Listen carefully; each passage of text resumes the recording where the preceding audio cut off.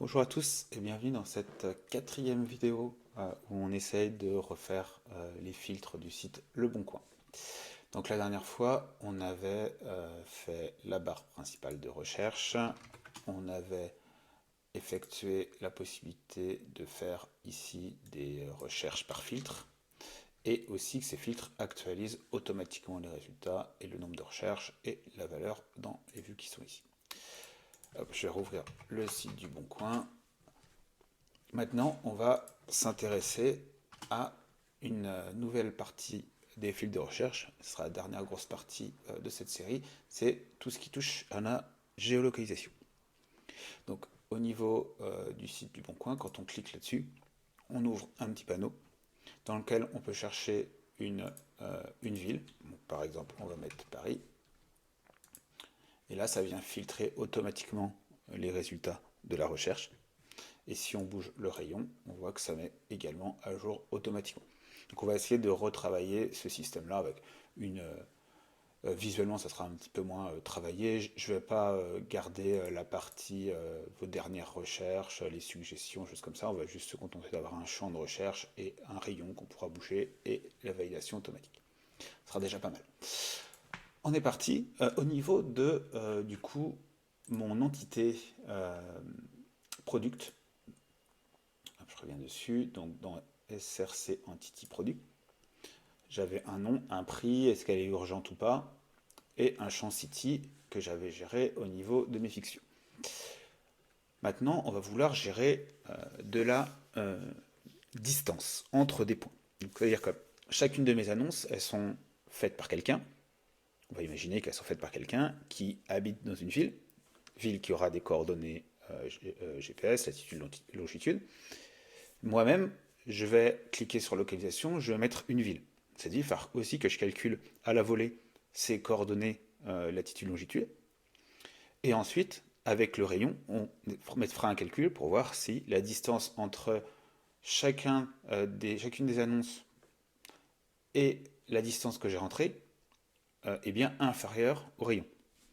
Donc autant la distance que je rentre doit être calculée à volée, autant la localisation, les coordonnées des annonces vont être générées au moment qu'on va créer l'annonce. Donc là, moi, je ne gère pas toute la partie création d'annonce, ça c'est géré dans des fixtures. Vous voyez ici dans les fixtures, je crée mes différentes annonces, j'en ai créé 200, et je leur donne aléatoirement une de ces villes. J'ai fait une liste un petit peu comme ça de grandes villes françaises. Donc là maintenant, je vais rajouter déjà dans un premier temps les coordonnées au niveau de mes produits. Donc je vais rajouter des champs latitude, longitude au niveau de ma base de données et je vais faire un petit service qui va permettre d'aller calculer automatiquement les coordonnées GPS et les rajouter dans mes fixtures. Donc on va déjà commencer par modifier un peu ces fixtures. Donc on est parti, je fais un coup de Symfony console make entity. Je vais reprendre mon entité product. Donc là je la mets à jour. Et je rajoute du coup latitude qui va être un float qui peut être nullable. Et on va mettre également une longitude qui est également un float nullable. On est bon. Hop, donc ça a bien rajouté latitude, longitude ici. Maintenant, je veux que ces latitudes longitudes soient aussi calculées au niveau de mon produit fiction. Donc il va me falloir un mécanisme qui permet à partir d'une adresse, ici c'est juste un nom de ville, ça pourrait être une adresse plus précise, me redonner les latitudes longitudes. Donc il y a un certain nombre d'API qui permettent de faire ça. Moi ce que je vais utiliser c'est l'API adresse. Pourquoi l'API adresse? C'est une API déjà qui est française, qui est éditée sur data.gouv.fr. Donc c'est une API officielle. Et elle est gratuite. On n'a pas besoin de s'inscrire, pas besoin de créer de compte, pas besoin d'avoir de clé. C'est très simple à utiliser. Il y a juste une restriction de 50 appels par seconde qui pourra éventuellement nous poser problème quand on va générer à la volée nos 200 fixtures, mais on va voir comment on peut régler ça facilement. Et elle est très simple d'utilisation, elle est relativement efficace. En termes de limitation, elle se limite aux adresses françaises. Donc si vous avez un site qui gère des adresses à l'international, bah, ça va pas pouvoir le faire. Euh, et c'est à peu près tout au niveau des limitations. J'ai jamais trop comparé à d'autres API. Moi, je me sers énormément de celle-ci quand j'ai besoin de faire des choses simples comme ça en France. Elle fonctionne très très bien et elle est très facile à utiliser. On est parti. On va créer un service. Alors, on va se mettre dans SRC. On va créer un dossier service. Et dedans, on va créer le service qu'on va appeler localisator. Créer la classe. Et on va avoir une fonction getLocalisation quand on lui rentre une adresse. C'est censé me retourner au final un tableau qui va contenir ma latitude et ma longitude. Donc pour faire ma requête vers mon API, je vais avoir besoin d'un client HTTP. Je vais utiliser HTTP Client, qui est le client HTTP qui a été fait par Symfony. Donc pour ça, on va faire un public function construct et on va aller appeler ici notre service HTTP client. Il faut mettre HTTP client interface pour pouvoir avoir le service accessible. Hop, on va l'appeler client ici plutôt. Ok, donc là je suis dans le construct, comme ça j'y ai accès. Et ici, je vais faire this client et je vais utiliser request. Donc si vous ne savez pas utiliser HTTP client sur la doc de Symfony, il y a ici HTTP client et il va expliquer comment on l'utilise dans le framework ou en standalone si vous l'utilisez dans un autre projet hors Symfony, ça suffit aussi très bien. Donc je fais une requête qui va être un get et je vais faire ma requête vers cette adresse là. Donc là je prends l'exemple ici. Là l'exemple elle est sur 8 rue du Port. Nous on veut mettre ça vers adresse. Et là j'obtiens une réponse. On peut faire quelques petites vérifications. Est-ce que ma réponse est bien un code de 100? Est-ce que ma réponse est bien un type JSON, etc., etc. Sinon, gérer des erreurs. Donc, je ne vais pas rentrer dans toute cette gestion-là. Mais bien entendu, dans un vrai cas, il faudrait gérer le moment où l'adresse, par exemple, saisie ici, n'est pas une adresse d'une ville reconnue. Comment je gère? Est-ce que je renvoie un message d'erreur? Est-ce que je laisse nul dans les latitudes et longitudes? C'est des questions à se poser. Mais on ne va pas perdre de temps avec ça. Et on va ensuite, là il me manque un private, hop, je fais la promotion directement dans le constructeur, hop voilà. Du coup, une fois que j'ai récupéré ma réponse, c'est très simple avec HTTP Client, je fais réponse to array et j'obtiens un tableau. Et on va faire un petit DD de ça.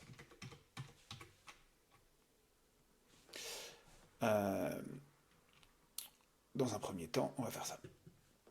Donc là, je recherche une adresse toute simple. On va aller dans les fixtures ici. On va utiliser notre service, public function construct, et on va utiliser du coup notre service localisator. Du coup, ici, on voit bien que j'ai seté la city. Donc je récupère la même city. Je vais faire un this localisator. Et je vais lui dire get localization en lui passant la city. Et ça, c'est me renvoyer les coordonnées de ma cité. J'ai encore une fois oublié le private ici. Là, j'ai fait un DD, donc normalement, au niveau de mes fixtures, ça devrait m'afficher ça. Moi, j'ai un petit raccourci qui est simx, ça me permet de dropper ma base, de la reconstruire, de rejouer les migrations et de lancer mes fixtures.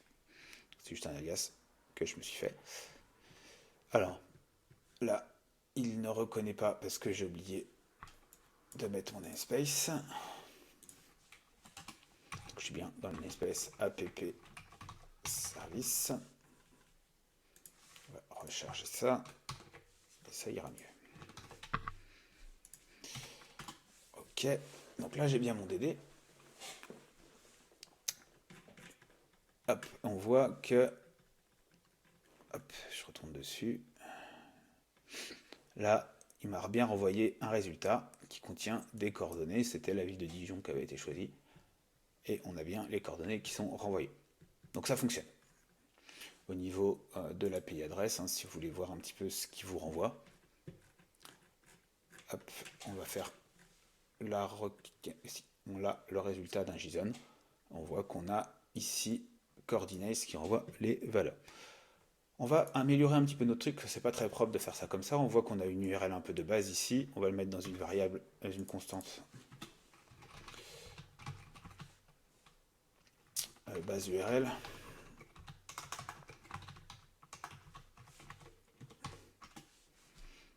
Ici, on va aller chercher notre base URL. Hop. Et ensuite, on a une query string ici. On pourra mettre différents types de paramètres, une limite de recherche, rechercher sur un type de données, soit les villes, soit les rues, etc. etc. Donc au niveau, plutôt que de construire la query string directement là, c'est pas très propre, au niveau de HTTP client, on va plutôt créer un tableau d'options. On peut lui passer des entêtes HTTP, on peut aussi lui passer query, et là on va mettre un autre tableau qui va contenir notre query string. Si on est en poste, on pourra aussi passer, je crois que c'est body, pour passer des informations dans une requête en poste. Donc là, notre Q, ici, qui est notre query là, de notre query string, là on va lui passer adresse. C'est un petit peu plus long à écrire, mais quand vous avez quand vous attaquez des API avec pas mal d'options, c'est énormément plus simple de gérer ça comme ça, avec le petit tableau query. Donc pensez bien à l'utiliser, on a quelque chose de beaucoup plus propre. Et on obtient le même résultat, normalement, derrière. Hop, si je relance, on voit que j'ai toujours des résultats qui apparaissent. Ensuite, donc du coup, nous, ce qu'on veut récupérer, c'est ce qu'on a ici. Donc, on va aller chercher response to array. Ensuite, une fois qu'on a récupéré ce tableau, on va aller récupérer le premier résultat de notre tableau. Donc là, j'ai un exemple qui n'est pas forcément parlant. Je vais vous montrer plutôt en utilisant ça. Hop. On voit que j'ai plusieurs résultats. Donc dans feature, je vais avoir 0. Je vais déjà aller chercher features. Je vais prendre le premier résultat en partant du principe que c'est le bon. On ne peut pas aller plus loin que ça. Ensuite, on va aller dans géométrie et coordinates. Il faut bien regarder comment est structuré le JSON de retour. Géométrie, coordinates. Et là, je vais avoir mon tableau qui va contenir en premier ma longitude et en second ma latitude. Et donc du coup, je vais retourner ça tout simplement. Encore une fois, il faudrait gérer les cas où ça ne fonctionne pas comme on voudrait, bien entendu. Je relance ça. Et là, du coup, au niveau de mes fixtures, il a bien généré, il a bien tourné. Et on voit que j'ai une petite erreur. Du coup, je vais lui refaire un petit coup de dump. Ici, de city. On va le relancer une autre fois. On voit que j'ai des cities qui, bam, j'ai une erreur. Pourquoi? Ça, c'est des erreurs qui doivent venir justement à cause de la limitation de 50 appels par seconde. Là, j'en fais plus que ça. Donc, ce qu'on va faire, c'est tout simplement, si, c'est une petite bidouille, mais ça fonctionne, ça ira très bien. Si $i modulo 50 est égal à 0, donc tous les 50 appels, je slip une seconde et on ne devrait plus avoir de problème. Hop. Ça tourne. Donc là, c'est un petit peu plus long, il y en a 200 à faire. Et là, j'ai un petit bug, mais on voit que j'ai plus le même problème. Le petit bug, c'est parce que j'ai oublié de jouer ma migration, tout simplement. Donc ça, moi, j'utilise aussi SimSer, j'utilise différents alias. Hein, Symfony, SimC, c'est Symfony Console, c'est juste un petit alias. Si vous me voyez faire ça, n'ayez pas peur, c'est moi qui les ai créés. Make migration, voilà. Et je relance mes fixtures. Donc là, il remouline sur les 50, 50, 50, 50, avec une seconde entre chaque. Et voilà, il a terminé. Pour voir si ça a bien fonctionné, je vais me retourner dans l'affichage de mes produits, donc qui se trouvait dans Product Card. Côté vue, c'est ici. On voit que j'affichais la ville et je vais afficher derrière. Alors c'est juste pour voir que ça a fonctionné, hein. Sinon c'est pas très intéressant de le mettre. Mais on va mettre Product Latitude, Product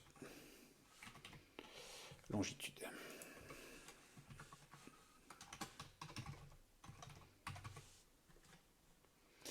Hop, si je réactualise ici, on voit que j'ai absolument rien parce que j'ai oublié quelque chose. Je vais revenir dans mes fixtures. Effectivement, là j'ai bien généré mes différentes localisations, mais j'ai oublié les CT. C'est un peu bête. Donc là, on va obtenir. Alors, je peux utiliser directement le destructuring. Donc j'ai en premier la longitude et en second la latitude. Ça s'utilise beaucoup en JS, mais ça peut aussi s'utiliser en PHP, c'est pratique. Là, je sais que j'ai forcément deux résultats. Mes deux résultats de mon tableau, le premier va se mettre dans longitude, mon deuxième dans latitude. Ce qui me permet ensuite de faire product cette longitude, cette latitude, sans surprise, latitude. Et on va demander un peu de patience, on va réattendre quelques secondes pour que ça nous régénère tout ça. Et cette fois-ci, on voit qu'on a bien généré nos données convenablement. Donc c'est bon, on a déjà la possibilité d'avoir des coordonnées GPS pour les produits concrets. Donc là, si on avait un CRUD derrière pour créer des annonces, il faudrait lancer le service au moment de la création d'un produit, mais également bien penser à le relancer si on fait un update de ce produit, si on change la ville, qu'on remette bien à jour les coordonnées correspondantes. Maintenant, on va créer le petit formulaire de localisation. Donc, je reviens ici. Vous voyez, quand je clique, j'ai un petit panneau qui s'ouvre. Je vais faire un truc un petit peu plus simple, mais ça va pouvoir permettre d'aller assez vite. Je vais aller dans mes filter buttons. Encore raté, ici. Et on va ouvrir la doc de Pico. Je vous rappelle, j'utilise Pico CSS, mais on pourrait faire ça avec autre chose. Mais vu que j'utilise Pico, je vais essayer d'utiliser au maximum les composants qu'il me fournit pour avoir un truc un peu sympa. Et il permet facilement de faire des drop-down ici. Vous voyez, le drop-down, il utilise un detail summary pour les faire. Hop, donc je vais me mettre ici. Je vais faire un drop-down. Hop, donc il faut que c'est la classe drop-down. Hop, on le ferme. Hop. Oui, ici du coup, j'ai mon drop-down qui apparaît. Dedans, si je mets un ULLI, hop, j'ai directement un joli drop-down. On va juste adapter. Ici, je vais mettre localisation. Je vais enlever ça. Hop, et j'ai du coup mon drop-down. Et on voit que ça se rapproche déjà beaucoup plus. Là, j'avais mis des boutons un peu vite fait. Mais ce bouton-là se rapproche plus du style qui est utilisé sur le bon coin. Donc, je vais juste mettre à jour, pour le coup, les autres également. Et je vais enlever les boutons pour mettre des drop-down, mais je vais leur remettre le data action ici. Hop. Detail. Et tout ça, ça va être mon summary. C'est ce qui est affiché dedans. Ceux-là, ils n'ont pas besoin d'avoir quelque chose dedans, puisque ça va ouvrir le panneau quand je clique dessus. Et on voit, hop, c'est beaucoup plus propre par rapport au style finalement du Boncoin. Et on en fait un petit dernier, hop, avec les filtres. Voilà. J'améliore un petit peu le design au fur et à mesure des vidéos. Ok, et donc, nickel, on a nos filtres, on est bon. Donc là-dedans, qu'est-ce que je vais mettre? Au final, je vais avoir un input et on va avoir un autre input de type range, en gros, et un button. On va le modifier, c'est juste pour vous montrer vite fait le rendu. On va avoir un truc qui ressemble à ça.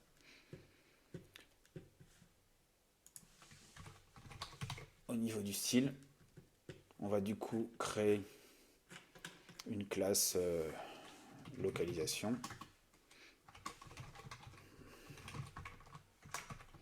On va lui donner une width de 360 pixels.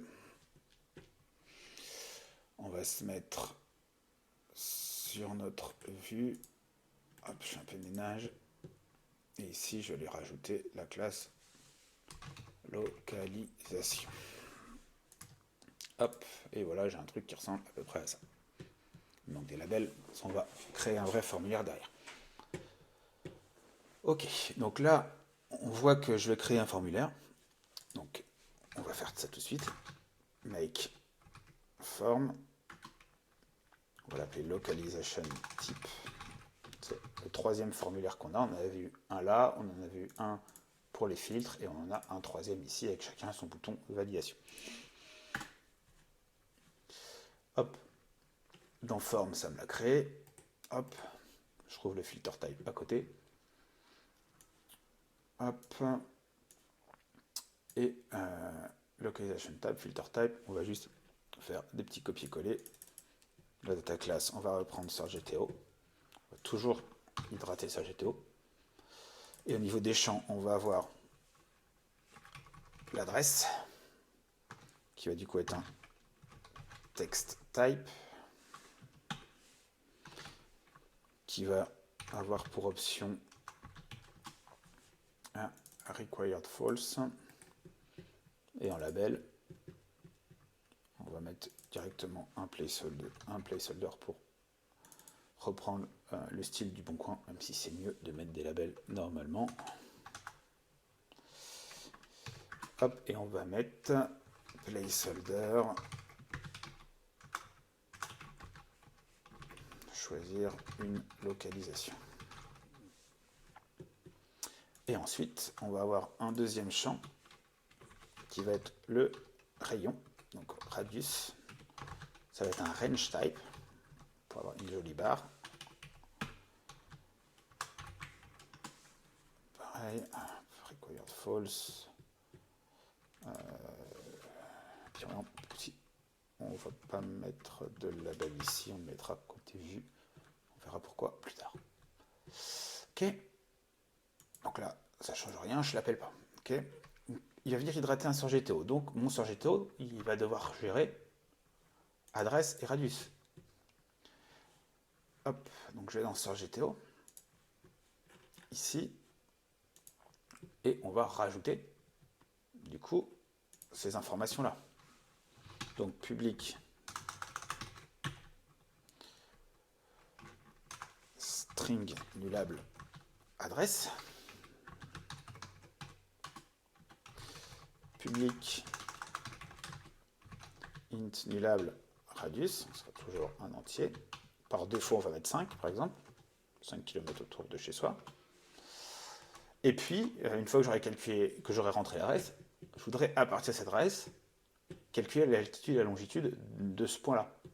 Ça, je suis obligé de le faire à la volée parce que je ne veux pas enregistrer les 36 000 communes, voire plus, directement préenregistrées. Donc là, on va rajouter latitude et longitude. Float latitude. Tout est nullable par défaut, et longitude. Et on voit aussi que quand je générerai mes query strings, il faut que je pense à rajouter toutes ces nouvelles informations. Donc, hop, quelques copier-coller, adresse, adresse, radius, radius, latitude et enfin longitude. Ça, à chaque fois que je repasserai mon search GTO dans ma query string, j'aurai bien toutes mes informations qui seront là. OK, donc on a fait une bonne étape. Maintenant, on va afficher notre formulaire ici. Donc, on va revenir sur notre vue. Et là, on veut, hop, c'est pas celui-là. Ici, on veut appeler notre formulaire. Ici. Ce formulaire, il faut que je le crée déjà. Donc, il faut que je le crée. On a vu au niveau des composants qu'on crée ça dans un composant live component avec un initialize form. Il faut déjà que j'ai un composant. Là, j'ai pas de composant. Je suis dans le composant filter buttons. Alors, je pourrais rester là. Et vu que j'ai commencé à avoir pas mal de logique, je trouve que c'est plus intéressant de faire un nouveau composant juste pour la localisation. Donc, on va faire un Symfony console make twig component. On va l'appeler localisation. On va l'appeler filter localisation pour être cohérent avec les autres. Hop. Hop. Et j'avais un. Je vais me rouvrir sur le côté filter form et à faire des petits copier-coller pour aller vite. Donc, hop, hop, je ferme tout ça. Et du coup, j'ai filter localisation, c'est celui-ci qui m'intéresse. Voilà. Là, il me faut. Je vais arriver, filter form. Voilà. Donc, du coup, on veut le trait qui permet de gérer les formulaires. On veut avoir accès au search GTO, bien entendu. On veut avoir accès aussi à terme au result, puisqu'on affichera les résultats dans le bouton là. Donc on va mettre ça avec un use update from parent pour que ça se mette à jour automatiquement depuis le parent. Donc le parent, c'était le fichier main, non, c'était le fichier filter products qui contenait les autres composants. Et puis on va faire un instancier de forme. Hop, là on va aller chercher du coup le localization type. OK. On étend abstract controller.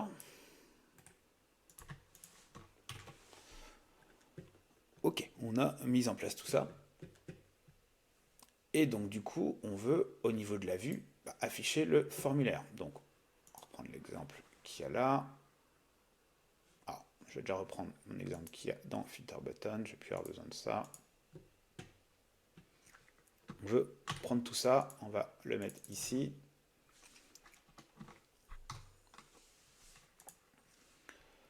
Hop, on va plus avoir besoin. Hop, la div autour. Et ici, on va appeler. Donc quand on est dans filter button, on ne va pas l'appeler dans filter button parce qu'on est dans un composant qui va être plutôt au-dessus. On pourra le mettre dedans, les deux sont faisables, je préfère le dissocier en termes de logique. Ils sont certes à côté, ils se ressemblent, mais c'est quand même des logiques. Ces deux-là sont plus proches finalement, sont plus reliés au filtre principal qu'à la localisation. Donc je vais plutôt créer mon localization ici. Filter localization en dehors. On va lui passer les search GTO, on doit lui passer aussi des results.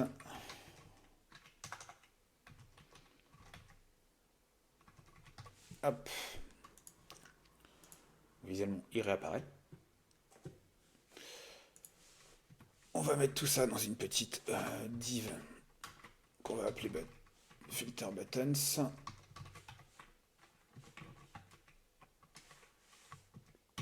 On va mettre les deux dedans.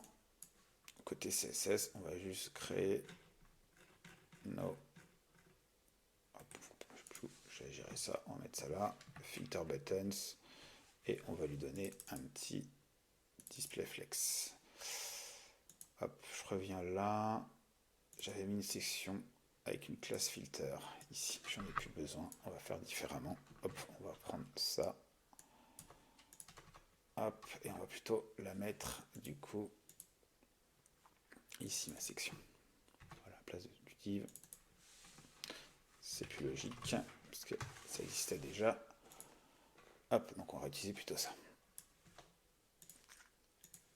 Hop, et là, c'est pas grand chose, mais je sais pas pourquoi au niveau de VS Code, quand je reformate automatiquement, il me vire les D majuscules. Ça m'embête fortement, mais c'est pas très grave. Ok. Et donc là dans Filter Buttons, je finis juste le style.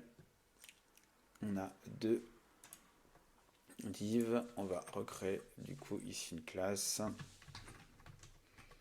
Si je vais l'appeler Filter Buttons et on va le mettre dedans et remettre un petit display flex. Filter Buttons. Hop. Et un petit cap. Et voilà, on a bien retrouvé exactement ce qu'on voulait. Maintenant, on veut charger notre formulaire.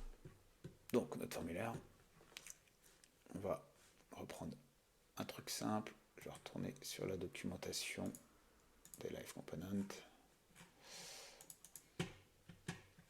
Côté formulaire. Hop. Et on va faire un petit copier-coller déjà d'un formulaire tout simple. Je pourrais plus le retaper à la main. Alors je fais attention, c'est un peu particulier. Vous voyez que tous les éléments, pour que ça fonctionne bien au niveau de Pico, il faut que dans mon detail j'ai un UL et chaque élément soit dans un LI. Donc c'est un peu particulier. Donc je vais mettre mon formulaire de part et d'autre du details pour pas être embêté. Celui il ne jouera pas sur ma mise en page. Et du coup, chaque élément, je vais les mettre dans un LI. Donc ici, j'ai l'adresse. Ici, j'ai le radius. Et mon bouton de validation dans un dernier LI. Ça devrait être pas mal. Et voilà, on a quelque chose qui ressemble quand même assez proche de ce que j'ai là. Ce que j'ai pas fait, c'est de là, il modifie l'espèce de bouton, il met directement l'input dessus. Bon, c'est sympa, mais ça fait beaucoup de travail de style pour pas grand chose. J'ai préféré garder ça directement dans le dropdown, juste pour me simplifier un peu la vie. Donc là, on a bien notre formulaire, mais ce qu'on voudrait, c'est aussi ajouter le rayon de manière plus précise. Donc ce qu'on va faire ici, c'est lui mettre un form label. Hop, j'ai un lien en trop. Il est là, celui-là, voilà. Un form widget. Et ici, dans le label, je vais lui afficher rayon. Et ici, on va lui mettre searchgto .radius kilomètres. Hop, donc là on voit bien que j'ai les kilomètres. Donc là si j'actualise, je suis censé avoir les choses qui s'actualisent. J'ai une petite erreur. Je dois avoir qu'un seul route élément et c'est le fait d'avoir mis mon formulaire form start ici, il est au-dessus d'attributs. Donc là en fait je vais créer une div au-dessus de tout ça pour pas être gêné. Hop.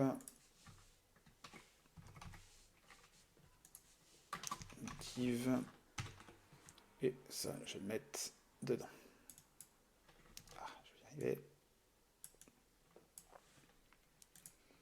Ok, et donc là, si je bouge mon élément, ça, vu que je suis dans un formulaire qui est géré directement par mon composant via le trait component with form trait, À chaque fois que je fais un change, il va réactualiser mon Search GTO et on voit que j'ai la valeur qui se met là.